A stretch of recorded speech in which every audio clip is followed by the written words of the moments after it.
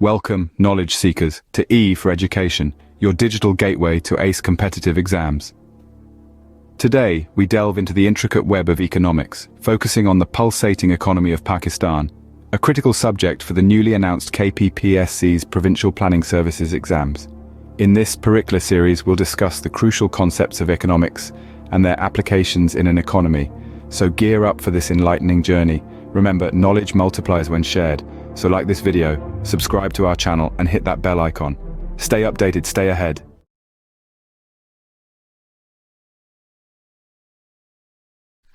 Welcome back guys. So आज हम लोग जो टॉपिक डिस्कस करने वाले हैं वो बेसिकली है measurement of price elasticity of demand. Okay, कि जी हम लोग प्राइस इलास्टिसिटी ऑफ डिमांड को किस तरीके से कैलकुलेट कर सकते हैं। So price elasticity of demand जो है हमारे पास, उसके जो मेजरमेंट जो है वो 3 पॉइंट्स में होती है। एक को हम लोग कहते हैं टोटल आउटले मेथड, ओके। दूसरा जो है हमारे पास, या इस टोटल आउटले मेथड को टोटल एक्सपेंडिचर मेथड भी कहा जाता है। सेकंड जो है हमारे पास वो होता है परसेंटेज मेथड,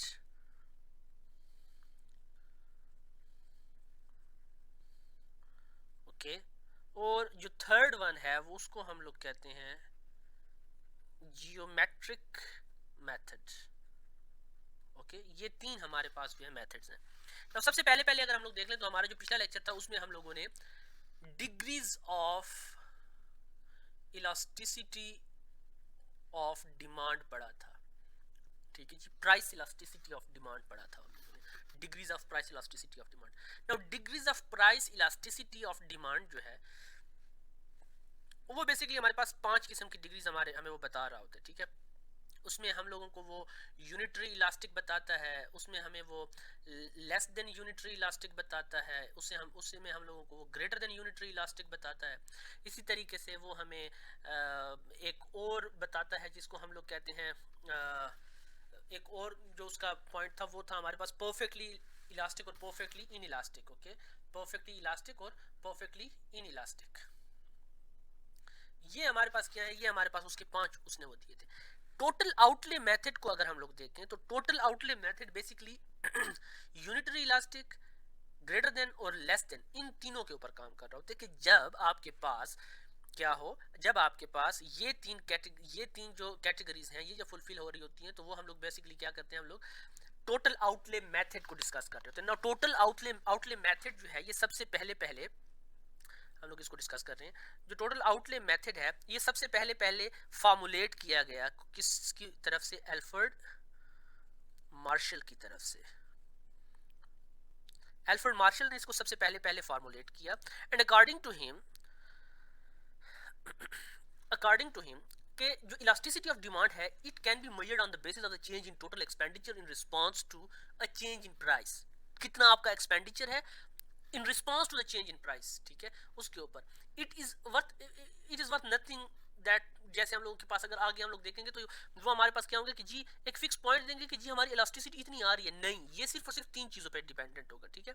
वो पहली क्या होगी कि अगर हमारे पास एक्सपेंडिचर जो है वो, और जो हमारा एक्सपेंडिचर जो है अगर वो हमारे पास सेम हो, रिमेन सेम रहे, ठीक है जी, तो फिर क्या होता है कि जी वो हमारे पास इलास्टिसिटी ऑफ डिमांड जो है वो हमारे पास इक्वल टू 1 होती है। यानी कि यूनिटरी इलास्टिक का हमारे पास वो होता है, जितना भी एक्सपेंडिचर होगा वो सेम होगा चाहे आप जितने भी उसमें चेंजेस करते रहे। सेकेंडली ये होगा कि जी एक और होगा कि जिसमें क्या होगा कि एक्सपेंडिचर आपका बढ़ता रहेगा, तो उसको हम लोग क्या कहेंगे कि जी वो हमारे पास ग्रेटर देन 1 होगा, ठीक है जी। इसी तरीके से थर्ड जो है वो हमारे पास क्या है कि जी जिसमें हमारे पास आपका एक्सपेंडिचर जो है वो कम हो रहा होगा, ओके, तो उसको हम लोग क्या कहेंगे, लेस देन 1 कहेंगे। इलास्टिसिटी लेस देन 1 होगी हमारे पास, या लेस देन यूनिटी होगी हमारे पास।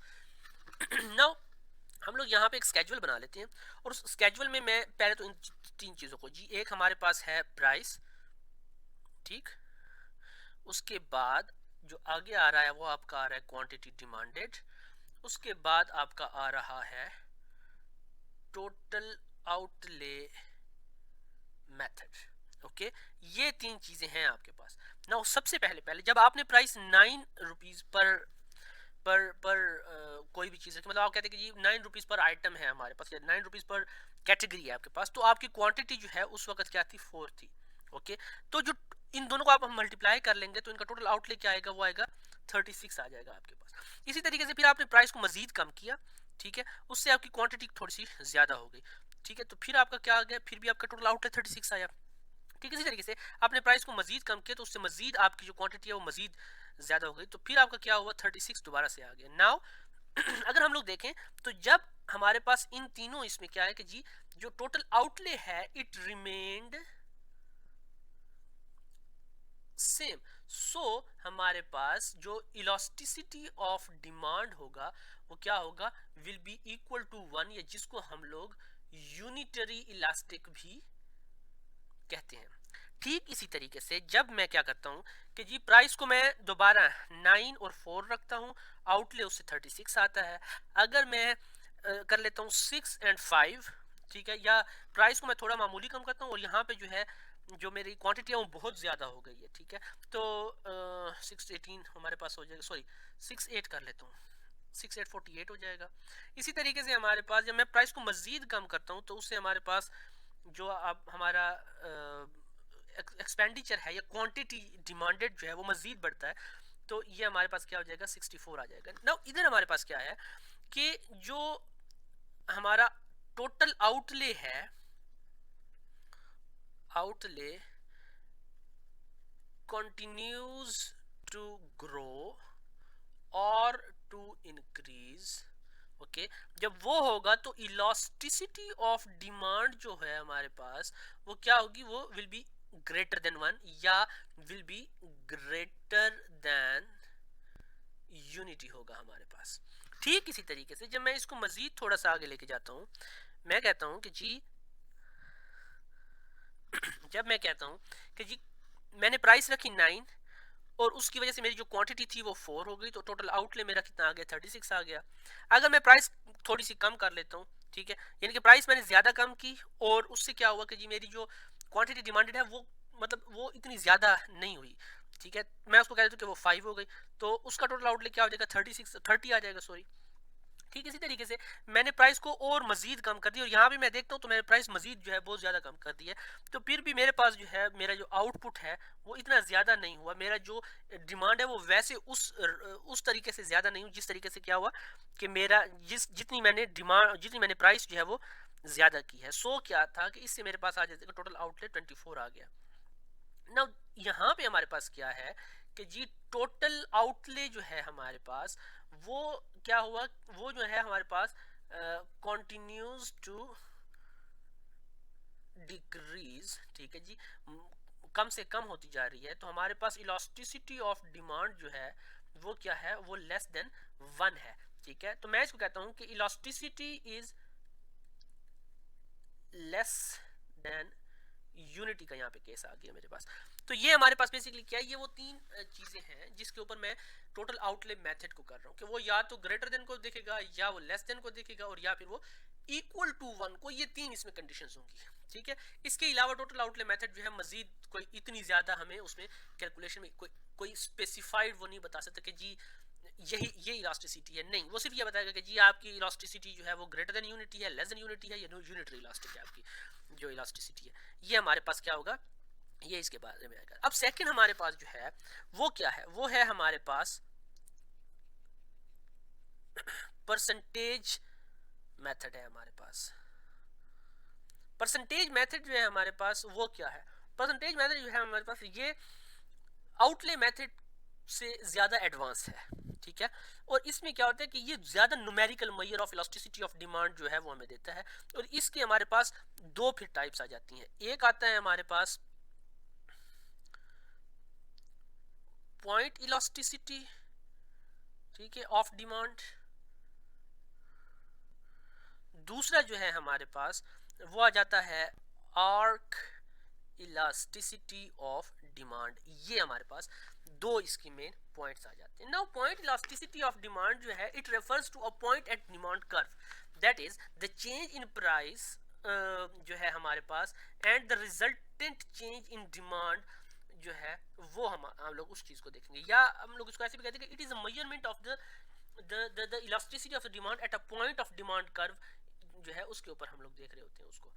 सो जो हमारे पास इलास्टिसिटी ऑफ डिमांड का जो अगर हम लोग देखें कि फार्मूला जो है पॉइंट इलास्टिसिटी ऑफ डिमांड का, वो होता है हमारे पास क्या, इलास्टिसिटी ऑफ डिमांड ये हमारे पास होता है percentage change in quantity demanded over percentage change in price होगा हमारे पास। ओके, ये दो चीजें होती हैं। नाउ हमारे पास अगर हो, जब हम लोग परसेंटेज की करते हैं या इसको हम लोग प्रोपोर्शनेट चेंज भी कह सकते हैं इस केस को, तो प्रोपोर्शनेट चेंज जो होता है वो होता है हमारे पास डेल क्यू, यानी कि change in the quantity demanded, del Q over Q multiplied by 100 divided by हमारे पास del P over P multiplied by 100 आ जाता है। ये प्रोपोर्शनेट चेंज है, not percentage change, sorry to mention there wrongly. Okay, so हमारे पास उसका क्या आएगा, ये 100 और 100 आपस में कैंसिल आउट हो जाएगा, ये होगा हमारे पास डेल क्यू ओवर क्यू, ये जो है ऊपर जाके और P ओवर डेल P में कन्वर्ट हो जाएगा। सो इलास्टिसिटी ऑफ डिमांड जो है हमारे पास वो होगा P del Q over Q del P।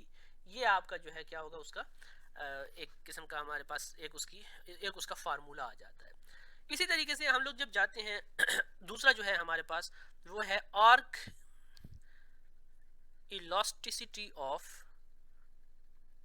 Demand.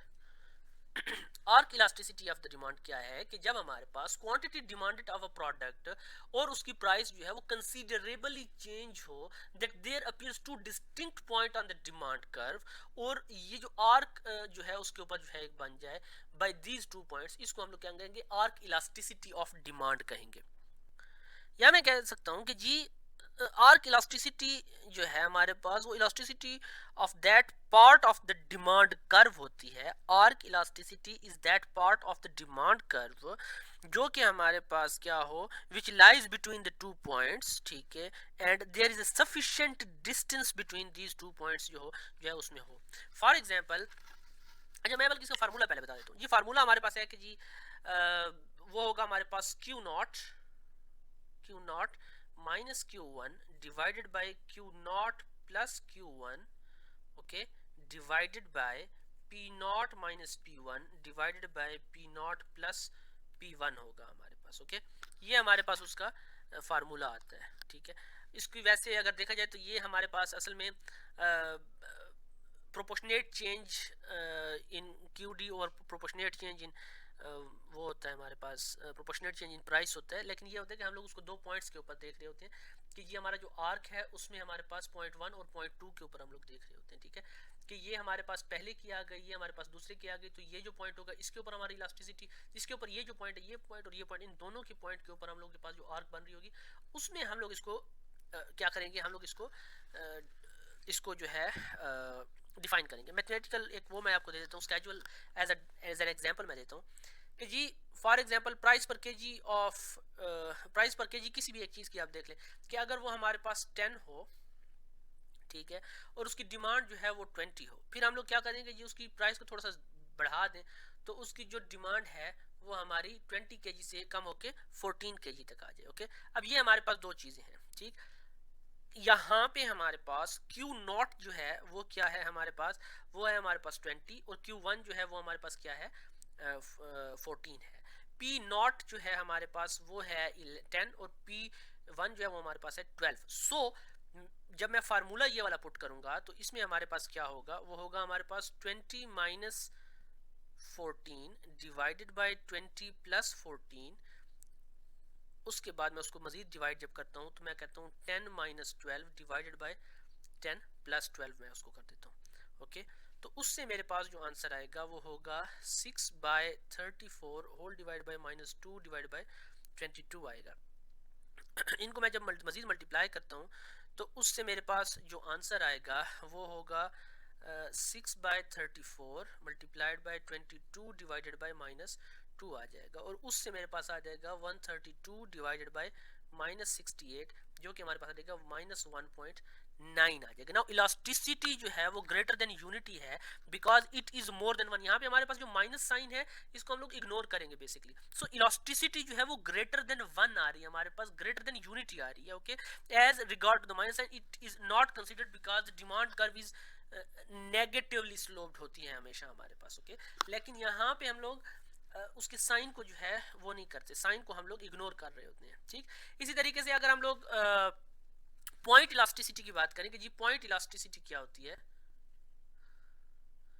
ठीक, पॉइंट इलास्टिसिटी जो है हमारे पास, जैसे कि हम लोगों ने उसका फार्मूले में भी देखा था कि जी वो हमारे पास क्या आता है, वो हमारे पास आता है P del Q over Q del P. ये हमारे पास इलास्टिसिटी ऑफ डिमांड फॉर या पॉइंट इलास्टिसिटी ऑफ डिमांड आता है। अब उसके लिए मैं कह देता हूँ कि जी फॉर एग्जांपल हमारे पास एक स्केड्यूल है और उसमें मैं कह देता हूँ कि फॉर एग्जांपल मेरे पास है कि जी प्राइस जो है वो 10 है और उसकी वजह से हमारे पास जो क्वांटिटी है वो 10 kg है। ठीक है, और फिर अगर मैं कहता हूँ कि 9.9 हमारे मैंने प्राइस कर दिए तो उससे हमारे पास 1 kg जो है क्या हुआ है, उसका 1 kg का ज्यादा हुआ है। नाउ डेल क्यू हमारे पास जो है, डेल क्यू क्या होगा, डेल क्यू होता है हमारे पास Q1 माइनस Q2। सो 10 ठीक है -11 ये वाला जो पॉइंट, तो ये हमारे पास आ जाएगा -1। इस तरीके से डेल P जो है वो हमारे पास क्या आ जाएगा, वो हमारे पास आ जाएगा 10 माइनस 9.9, तो वो आ जाएगा 0.10 आ जाएगा हमारे पास। ठीक, ये हमारे पास उसका डिफरेंस आया है। सो जब हम लोग इसको डिवाइड, जब हम इसको मल्टीप्लाई करते हैं तो उससे हमारे पास क्या होता है कि वो होगा हमारे पास P हमारे पास क्या था, P हमारे पास था डेल Q और डेल P डेल V। हाँ, या इसको मैं वैसे कर लेता हूँ कि जी ये अब हमारे पास ये जो 10 है इसको मैं कर लेता हूँ, ये हमारे पास P और V है। सो P और V जब P और Q है, सॉरी, सो P और Q जो है हमारे पास वो क्या होगा हमारे पास, वो होगा हमारे पास 10 मल्टीप्लाइड बाय -1 आ जाएगा डिवाइडेड बाय 10 मल्टीप्लाइड बाय 0.10 आ जाएगा। ठीक है, तो इससे मेरे पास जो आंसर आएगा वो क्या होगा, वो होगा हमारे पास 0.10 आएगा। ओके, नाउ इसमें हमारे पास क्या है, ये माइनस में आ रहा है। ठीक है, अब यहाँ पे क्या है कि इलास्टिसिटी जो है वो हमारे पास लेस देन यूनिटी है बिकॉज वो 1 से कम है, हमारे पास 0.10 है, 0.1 समथिंग नहीं है, वो 0.10 है। माइनस साइन को पहले की तरह जैसे मैंने बताया कि उसको हम लोग इग्नोर करेंगे, साइन की कोई वैल्यू हमारे पास यहाँ पे नहीं होती क्योंकि वो नेगेटिवली स्लोप होता है ऑलरेडी। सो इसलिए ये हमारे पास क्या है, ये हमारे पास पॉइंट इलास्टिसिटी ऑफ डिमांड इसको हम लोग कहते हैं, जो कि हमारे पास परसेंटेज मेथड में होता है। जो तीसरा मेथड है हमारे पास वो है जियोमेट्रिकल मेथड होगा हमारे पास, और हम लोग हाँ जियोमेट्रिकल मेथड है हमारे पास ये। ठीक, नो जियोमेट्रिकल मेथड में क्या होता है कि असल में हम लोग इलास्टिसिटी ऑफ डिमांड को जो है ना किसी भी पॉइंट पे जो है हम लोग उसको डिफाइन कर सकते हैं हम लोग। अब उस पॉइंट से ऊपर जो है हम लोग उसको, मतलब वो जो हमारे पास जो टोटल एक्सपेंडिचर जो होगा वो मिड पॉइंट के ऊपर उसका हमेशा ज्यादा होगा, और उससे अगर हम लोग उस डिमांड कर्व में उस मिड पॉइंट से ऊपर अगर देखेंगे तो हमेशा हमारे पास वो ग्रेटर देन यूनिटी बता रहा होगा, और अगर हम उससे नीचे आएंगे तो वो हमारे पास हमेशा जो है वो लेस देन यूनिटी बता रहा होगा। जैसे फॉर एग्जांपल हमारे पास एक डायग्राम है या एक ग्राफ है हमारे पास, जिसमें क्या है कि जी मैं बता देता हूँ कि जी एक मैंने 2 प्राइस रखी है, एक मैंने 4 रखी है, एक मैंने 6 रखी है। ठीक है, जब मेरी डिमांड जो है वो जब मेरी प्राइस जो है वो 2 थी तो उस वक्त मेरी डिमांड जो है वो थी हमारे पास 300। ओके, जब हमारे पास प्राइस 4 हो गई, ठीक है, तो तब हमारे पास 200 आ गया। ठीक, इसी तरीके से जब हमारे पास प्राइस 6 हो गई तो तब हमारे पास क्या हुआ, डिमांड मेरी 100 तक आके गिर गई है। ठीक है, ये हमारे पास QD होता है और ये हमारे पास उसकी प्राइस होती है। नाउ ये जो पॉइंट है हमारे पास, ठीक, अब इसमें मैं कहता हूँ कि जी ये जो पॉइंट होगा ये हमेशा क्या होगा, इसको मैं कहता हूँ कि जी इस पॉइंट को मैं कहता हूँ B, और इसमें जो हमारे पास इलास्टिसिटी ऑफ डिमांड जो है वो ग्रेटर वो इक्वल टू 1 होगी। ये हमारे पास पॉइंट जो है वो A है, ये पॉइंट जो है हमारे पास ये सी है, मिड पॉइंट को। Now at the point B elasticity जो है वो इक्वल टू 1 है, या जिसको हम लोग इलास्टिसिटी यूनिटरी इलास्टिक जिसको हम लोग कहते हैं। अबव देन यहाँ पे हमारे पास क्या होगा कि इलास्टिसिटी जो है वो ग्रेटर देन यूनिटी होगी, ओके, ग्रेटर देन यूनिटी होगी हमारे पास। और बिलो देन ये हमारे पास क्या होगी, लेस देन यूनिटी होगी। At the point C elasticity will be less than unity है, ठीक है जी। और जो हमारे पास पॉइंट बी है, टोटल एक्सपेंडिचर जो है हमारे पास जहाँ पे 800 है, वो हमारे पास क्या होगा, वो मैक्सिमम होगा हमारे पास, ओके। ये हमारे पास बेसिकली उसका पॉइंट बी आ रहा है। जब हमारे पास यहाँ पे 200 है और ये 4 है, तो टोटल आउटले इसका क्या आ जाएगा, वो 800 आएगा। अगर मैं इसको कर लेता हूँ और इसको कंसीडर करता हूँ तो ये कितना आएगा, ये आ जाएगा हमारे पास 600 आएगा। और अगर मैं इसको कंसीडर कर लेता हूँ और इसको कंसीडर कर लेता हूँ पॉइंट को, फिर भी हमारे पास क्या होगा, वो 600 आएगा। सो मैक्सिमम हमारे पास जो है वो क्या होगा, ये 800 वाला पॉइंट होगा हमारे पास, ठीक है, जब मैक्सिमम मेरे पास उसका आउटले आएगा। अच्छा, अब हम लोगों ने जब देखा है कि जी जब यहाँ से हम लोग ऊपर जा रहे हैं, तो जब मैं ऊपर आऊंगा और इस पॉइंट पे जब मैं पहुंचूंगा, तो यहाँ पे हमारे पास इलास्टिसिटी ऑफ प्राइस जो है, या इलास्टिसिटी ऑफ डिमांड जो है, या प्राइस इलास्टिसिटी ऑफ डिमांड जो है, वो हमारे पास क्या होगी, वो हमारे पास हो जाएगी इन्फिनिटी के इक्वल, ठीक है, क्योंकि बहुत ज्यादा ऊपर ज्यादा हो रहा है। तो एक पॉइंट आएगा कि जिसके बाद जो है वो इन्फिनिटी पर चली जाएगी। जब वो यहाँ से मैं उसको डिफाइन करता हूँ, जब एक नीचे आएगी आएगी आएगी और इस पॉइंट को जब वो टच करेगी, तो यहाँ पे जो इलास्टिसिटी है विल बी इक्वल टू 0 होगी हमारे पास, ओके। ये वीडियो चूंकि बहुत ज़्यादा लंबी हो चुकी है, सो हम लोग अपना जो हमारा अगला लेक्चर होगा उसमें हम लोग इनकम इलास्टिसिटी ऑफ डिमांड को डिस्कस करेंगे। इसी तरीके से हम लोग डिस्कस करेंगे क्रॉस इलास्टिसिटी ऑफ डिमांड, ठीक है, उनको हम लोग वो करेंगे। इसके अलावा हम लोग determinants of elasticity of demand को जो है उसको डिस्कस करेंगे, ठीक है। और फिर जो है हम लोग आखिर में importance of elasticity of demand जो है उसके ऊपर भी बात करेंगे, ठीक है। सो हो सकता है कि importance of elasticity of demand के आते आते हमारी वीडियो बहुत लंबी हो जाए, तो हो सकता है कि elasticity of importance of elasticity of demand के लिए जो है हमें एक अलग वीडियो बनानी पड़े। सो सी यू गाइज नेक्स्ट टाइम, अल्लाह हाफिज़।